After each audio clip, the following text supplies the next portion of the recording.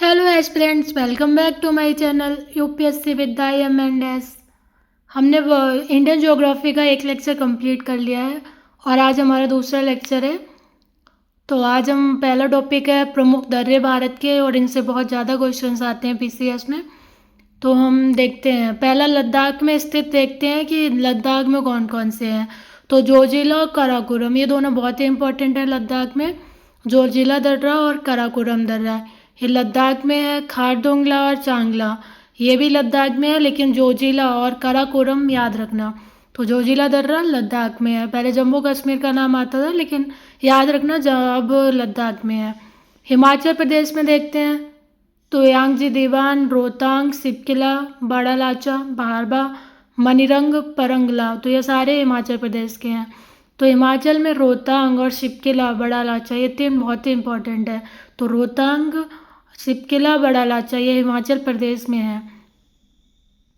सिक्किम में दो दर्रे हैं, जेलेपला और लाथूला। बहुत पूछता है तो सिक्किम का याद रखना, नाथूला, जेलेपला। उत्तराखंड के देखते हैं तो उत्तराखंड में नामा, नीति, लिपुलेख, मुलिंगला, किंगरी विंगरी, सिनला, तो ये सारे बहुत इंपॉर्टेंट है। नामा, नीति, माना, लिपुलेख ये बहुत बार पूछे गए हैं, तो याद रखना। जम्मू कश्मीर में बनियाल दर्रा है, तो पीर पंजाल और बनियाल दर्रा जम्मू कश्मीर में है। तो बनिहाल दर्रा बहुत बार पूछा गया है, तो बनिहाल याद रखना, जम्मू कश्मीर। अरुणाचल प्रदेश में बोमिडला, यांग्याप, दीफू, सेला। तो अरुणाचल का याद रखना, सेला, बोमिडला, दीपू और बोमिडला याद रखना। नाथुला और जेलेपला सिक्किम। हिमाचल प्रदेश में रोहतांग, सिपकिला। लद्दाख में जोजिला, काराकोरम। और जम्मू कश्मीर में बनियाल, पीर पंजाल। उत्तराखंड के निपुलेख, नामा, नीति, माना, किंगी विंगी ये सारे उत्तराखंड के हैं। अब हम नदी का देखते हैं, तो पहली नदी है सिंधु नदी तंत्र।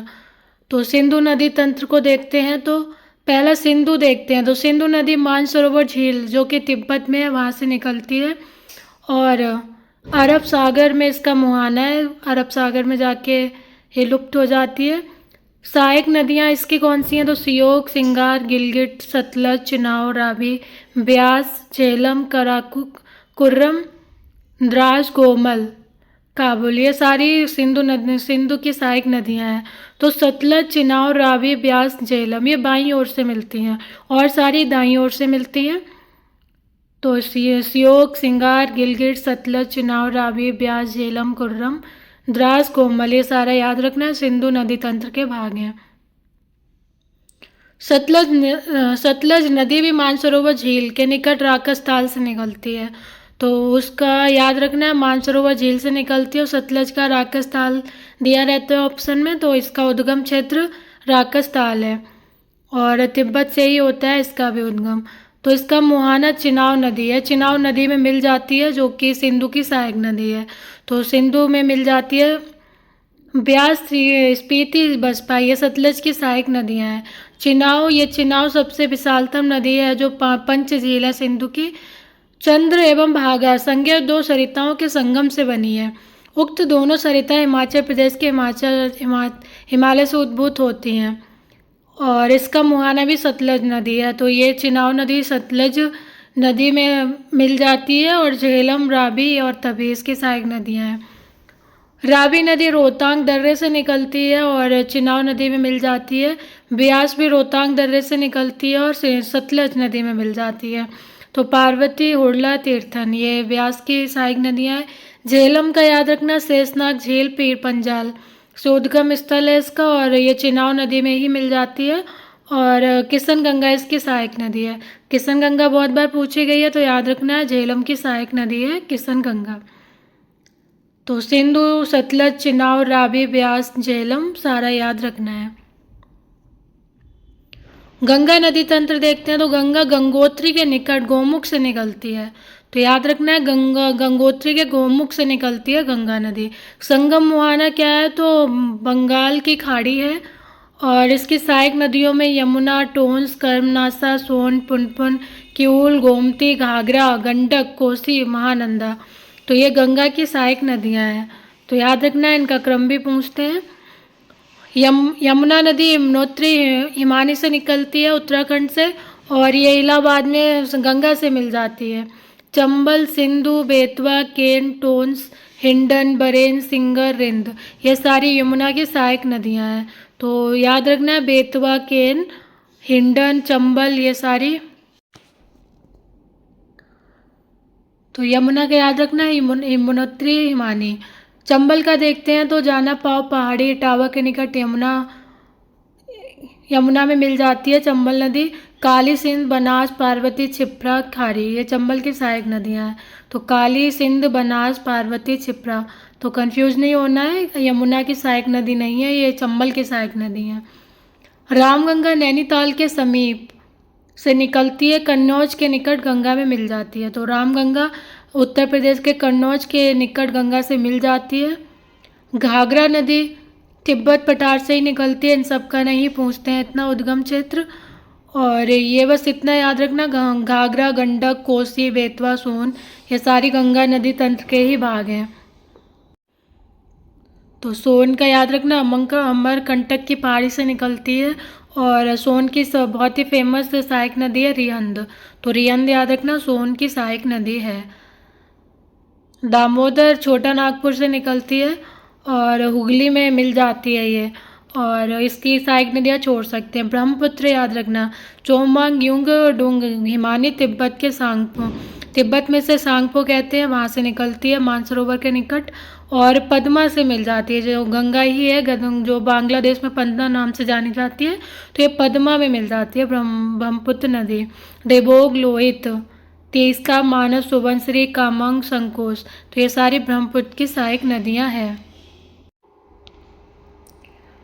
तो ये केन, गोमती, शारदा, ये सारी नदियाँ गंगा से रिलेट करके याद रखना। तो गोमती पीलीभीत जिले से निकलती है उत्तर प्रदेश से, और गाजीपुर के निकट गंगा में मिल जाती है।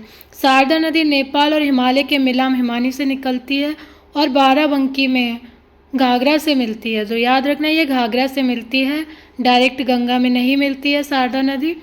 गौरी गंगा, पूर्वी धौली गंगा, लोहावती, ये सारी शारदा की सहायक नदियाँ हैं। तो गोमती का याद रखना उद्गम स्थल, शारदा का भी याद रखना, यूपी स्पेशल में पूछ लेते हैं। केन नदी,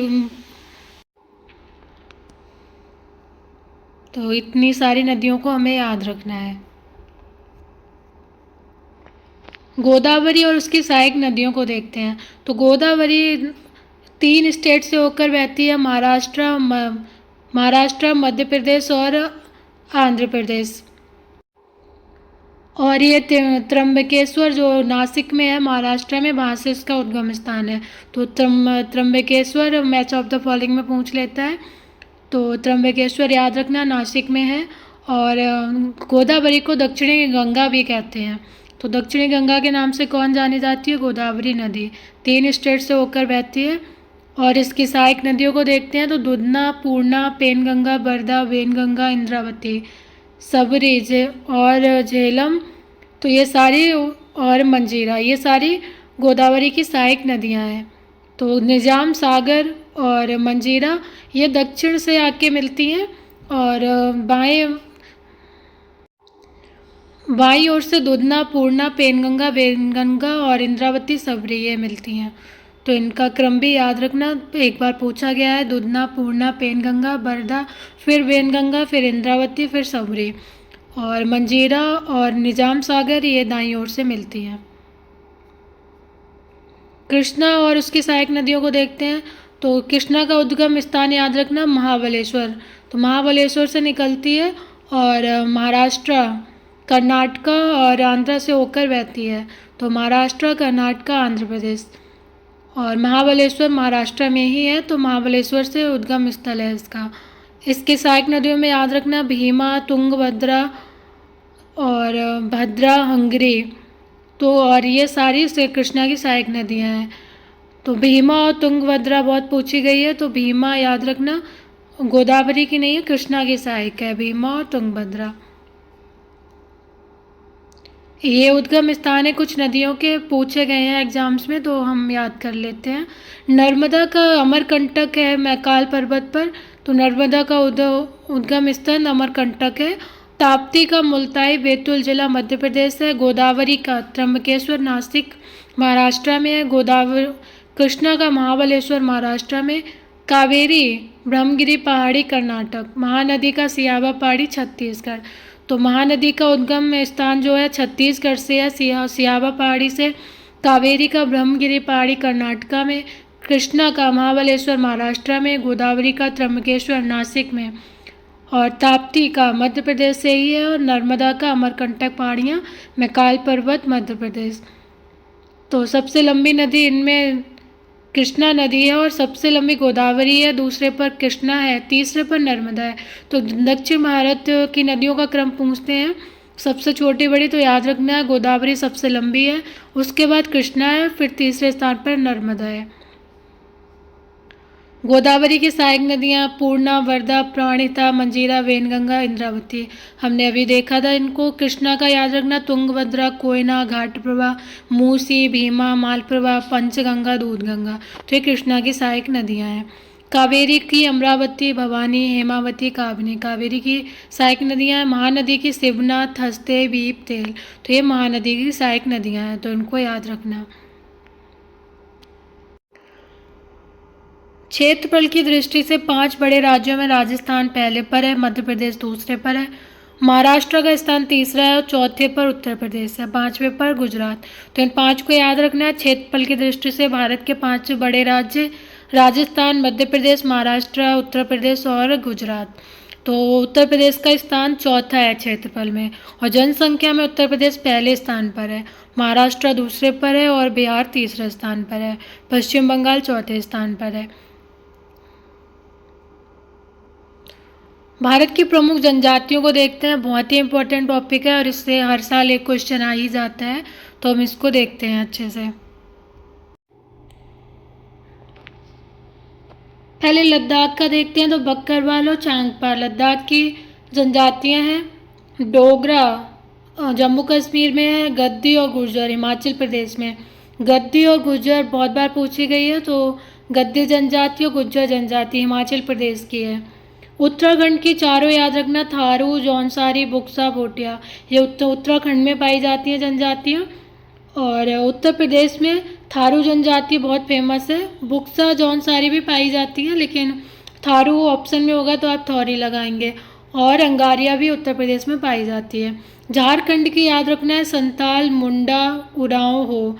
तो ये झारखंड की जनजातियाँ हैं, संताल, मुंडा, उरांव हो। बिहार में बैगा पाई जाती है जनजाति। और सिक्किम की लेपचा जनजाति बहुत फेमस है, तो लेपचा, लिम्बू सिक्किम की जनजातियां हैं। अरुणाचल प्रदेश में मिसमी, डाफला, मिकिर ये पहाड़ियों का नाम भी है, तो ये जनजाति भी पाई जाती है अरुणाचल प्रदेश में। बोडो जनजाति असम की है, तो बोडो जनजाति पाई जाती है असम में ही। कार्बी और मीरी जनजाति भी असम में पाई जाती है। खस जनजाति उत्तराखंड, हिमाचल प्रदेश और जम्मू कश्मीर, तो तीनों में पाई जाती है खस जनजाति। पूछा गया है पहले एग्जाम में, तो याद रखना। खस जनजाति उत्तराखंड, हिमाचल प्रदेश, जम्मू कश्मीर तीनों में पाई जाती है। बिरहोर जनजाति झारखंड में पाई जाती है। आगामी या अंगामी जनजाति नागालैंड में पाई जाती है, तो अंगामी नागालैंड में पाई जाती है। और मणिपुर में कुकी जनजाति पाई जाती है। मेघालय में आगामी और खासी जनजाति पाई जाती है। आगामी मेघालय में भी पाई जाती है और नागालैंड में भी पाई जाती है, तो याद रखना है नागालैंड में आगामी और मेघालय में भी आगामी पाई जाती है जनजाति। अंडमान निकोबार की जनजातियां देखते हैं, बहुत बार पूछी गई हैं। तो सेंटली, जारवा, हालचू, ओंजे, सोमपेन ये सारी अंडमान निकोबार की जनजातियां हैं। ओंगे या ओंजे ये नहीं अंडमान निकोबार में ही पाई जाती है। रेगमा जनजाति असम और नागालैंड दोनों में पाई जाती है, तो रेगमा जनजाति असम और नागालैंड दोनों में पाई जाती है। सेंटली, जारवा, हालचू, ओंगे, सोमपेन अंडमान और निकोबार में पाई जाती है। राजस्थान की भील जनजाति बहुत फेमस है, तो भील, मीणा, सहरिया ये सारी राजस्थान की जनजातियां हैं। गुजरात में भील और डाफर पाई जाती है। मध्य प्रदेश में बंजारा, गोंड, कोल जनजाति पाई जाती है। महाराष्ट्र में कोली, बारली, कुर्गी और नीलगिरी ये कर्नाटक में पाई जाती हैं। तेलंगाना में यरूकाला। छत्तीसगढ़ की याद रखना है, कोरवा जनजाति छत्तीसगढ़। यूपी की जनजातियों को याद रखना, थारू, बुक्सा, सहरिया, ओझा, खरवार, भोटिया। तो ये सारी उत्तर प्रदेश में पाई जाती हैं। थारू, बुक्सा, सहरिया, ओझा, खरवार, भोटिया। उड़ीसा की याद रखना है, खोंड, डोंगरिया, बोंडा, मुंडा। आंध्र प्रदेश में चेंचू और लंबाडा पाई जाती है। तो आंध्रा की चेंचू बहुत फेमस है, तो चेंचू याद रखना, चेंचू आंध्र प्रदेश। तमिलनाडु की टोडा जनजाति बहुत फेमस है, बहुत बार आई है। तो तमिलनाडु की में पाई जाती है टोडा जनजाति। चेंचू केरल में भी पाई जाती है और आंध्र प्रदेश में भी पाई जाती है। तो मोपला, चेंचू केरल के जनजातियां हैं। तो ये सारा इम्पोर्टेंट है, इतना ही याद रखना। और अंडमान निकोबार का जरूर याद रखना। बिरोर जनजाति झारखंड में पाई जाती है, हमने पढ़ा है। और संताल, मुंडा, उरांव, हो सारा झारखंड का है। कारवी और मीरी असम की पाई जाती है। बोडो भी पाई जाती है असम में। अंगामी नागालैंड। तो ये सारी बहुत फेमस है। जम्मू कश्मीर, उत्तराखंड, हिमाचल प्रदेश, इन सब का याद रखना है।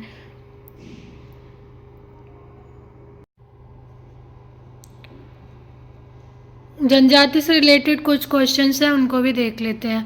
तो भूभाग की दृष्टि से भारत का सबसे बड़ा संघ राज्य क्षेत्र लद्दाख है। भारत का सबसे बड़ी जनजातीय समूह भील है। तो पहले थारू था, लेकिन अब भील है, तो याद रखना। भारत का सबसे बड़ा जनजातीय समूह भील। भारत का दूसरा सबसे बड़ा जनजातीय समूह गोंड। मुंडा, उरांव, भूमिज और हो जनजाति सरहुल त्यौहार मनाती हैं। तो पूछता है सरहुल त्यौहार कौन सी जनजातियां मनाती हैं, तो मुंडा, उरांव, हो, इन तीन को तो याद रखना ही मनाती है। भोटिया जनजाति प्रसिद्ध है, तो ऋतु प्रवास के लिए प्रसिद्ध है भोटिया जनजाति। बोंडो जनजाति को भारतीय संविधान की जिस अनुसूची के अंतर्गत रखा गया है वह तो छठी अनुसूची है। तो बोडो जनजाति को भारतीय संविधान की छठी अनुसूची में रखा गया है। थारू जनजाति मुख्य रूप से निवास करती है। तो उत्तराखंड, उत्तर प्रदेश, बिहार के तराई क्षेत्र में थारू जनजाति निवास करती है। थारू जनजाति दीपावली को मनाते हैं शोक पर्व के रूप में। तो पूछता है दीपावली को शोक पर्व के रूप में कौन मनाती है, तो थारू जनजाति मनाती है। नागा जनजाति का प्रमुख त्यौहार है, तो मिथुन है नागा जनजाति का प्रमुख त्यौहार। राजस्थान की सबसे बड़ी जनजाति मीणा है। राजस्थान की सबसे बड़ी जाति मीणा। मीणा भील आदि जनजाति में प्रचलित प्रथा है। तो नाता प्रथा मीणा और भील जनजातियों में प्रसिद्ध है। दक्षिण भारत के नीलगिरी पहाड़ियों में निवास करने वाली जनजाति है, तो टोडा जनजाति। पूछता है नीलगिरी पहाड़ियों में कौन सी जनजाति निवास करती है, तो टोडा जनजाति निवास करती है और तमिलनाडु से संबंधित है टोडा जनजाति। ये प्रमुख नगर है जो नदी के किनारे स्थित हैं, तो उनको देख लेते हैं एक बार। गंगा नदी के किनारे तट पर या हरिद्वार, फतेहपुर, कानपुर, वाराणसी, भागलपुर, पटना। तो ये सारे गंगा नदी के तट पर हैं। यमुना के नई दिल्ली, आगरा, मथुरा, इटावा, मेरठ, गाजियाबाद, ये यमुना नदी के किनारे स्थित हैं। भागीरथी के किनारे उत्तरकाशी है।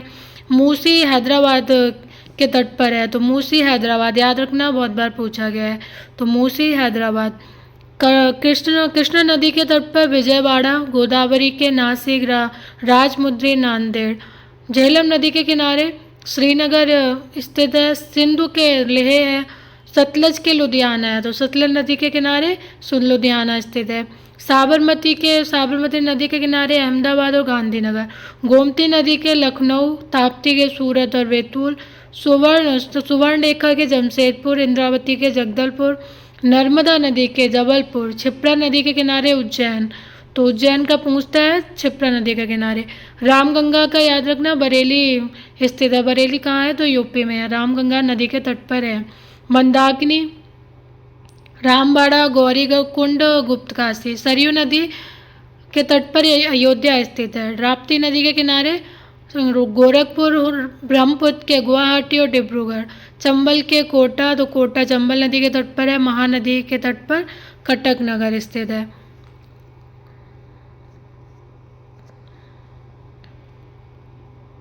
तो ये सारे याद रखना है। इसमें झेलम का याद रखना, श्रीनगर, मूसी का याद रखना, हैदराबाद। यमुना नदी के किनारे सारे याद रखना, नई दिल्ली, आगरा, मथुरा, इटावा, मेरठ, गाजियाबाद। झेलम का श्रीनगर, सिंधु, लेह। गोमती नदी के किनारे लखनऊ स्थित है। ताप्ती के सूरत, बैतूल। सुवर्ण गंगा जमशेदपुर। रामगंगा के किनारे बरेली। राप्ती गोरखपुर और चंबल के किनारे कोटा स्थित है। महानदी के किनारे कटक स्थित है। राप्ती नदी के किनारा गोरखपुर है। तो याद रखना, गोरखपुर राप्ती नदी के किनारे स्थित है। अयोध्या सरयू नदी के किनारे स्थित है। तो चलिए आज की क्लास यहीं पर समाप्त करते हैं, और आप एक दो बार रिविज़न कर लेना तो चीज़ें अच्छे से याद हो जाएंगी। And thank you for watching, and please like and subscribe and share my channel.